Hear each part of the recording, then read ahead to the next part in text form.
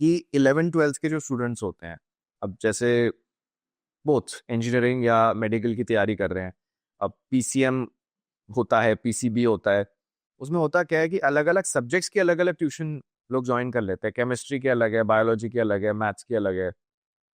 तो इसको कैसे इसका सिस्टम कैसे बनना चाहिए? How to create a balance in that, क्योंकि सबके ट्यूशन के टाइमिंग्स अलग-अलग है और कोई अच्छा इसमें भी ऐसा होता है कि सब्जेक्ट्स में कुछ लोग सिर्फ बोर्ड की तैयारी कराएँगे, कुछ लोग कॉम्पिटिटिव एग्जाम की तैयारी कराएँगे, तो मल्टीपल ट्यूशंस हो जाते हैं। अब पूरे दिन अगर बच्चा स्कूल भी जाएगा, फिर ट्यूशंस में भटकता रहेगा, तो ये कैसे एक चैनलाइज़ हो सकता है सही तरीके से?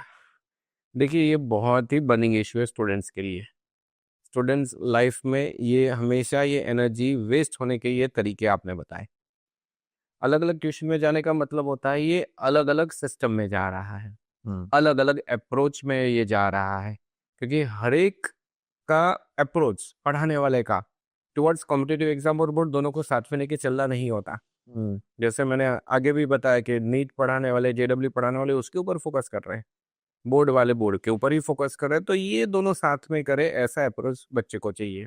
और इसीलिए सेम सिस्टम ये एंड सिंगल मेंटरशिप में बच्चे को जाना चाहिए, जहाँ के उसकी ये दोनों चीज़ें होती है। वरना क्या होगा, कहीं एक सब्जेक्ट में बच्चा बहुत ही ज़्यादा टाइम दे रहा है, दूसरे जो मेन सब्जेक्ट है उसमें वो ध्यान ही नहीं दे रहा। हमने बहुत दफ़ा ऐसा देखा हुआ है कि बच्चे किसी सब्जेक्ट्स में 80% से ज़्यादा टाइम दे रहे हैं और उसका जब 2 साल के बाद रिज़ल्ट आया, तब हमने देखा कि उसके वो 10% मार्क्स भी उसके टोटल रिज़ल्ट के उस सब्जेक्ट में से नहीं आए। तो भई 80% टाइम तो आपने उसी सब्जेक्ट में दिया था, तो यहाँ पे गलत हो जाता है, यहाँ पे एनर्जी वेस्ट होती है। कोई-कोई बच्चे एक ही सब्जेक्ट में हर रोज़ ट्यूशन में जा रहे हैं। भई टाइम किल हो रहा है आपका और टाइम किल होना मतलब आप कॉम्पिटिशन से बाहर जा रहे हो।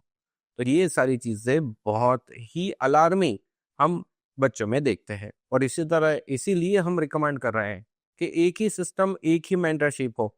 जो जहाँ पे आप पढ़ रहे हो उनका अप्रोच क्या है for the competitive exam and the board, दोनों को साथ में लेके ये मैटर कर रहा है।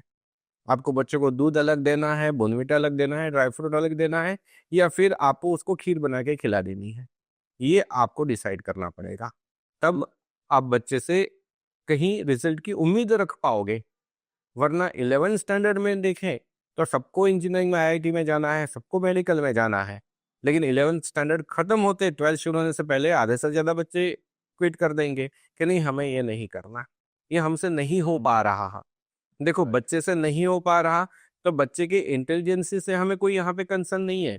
उसको किस तरह से ट्रीटमेंट दी गई है, किस तरह से उससे काम लिया गया है, यही मेन चीज़ होती है। इसके ऊपर ध्यान देना चाहिए पेरेंट्स को।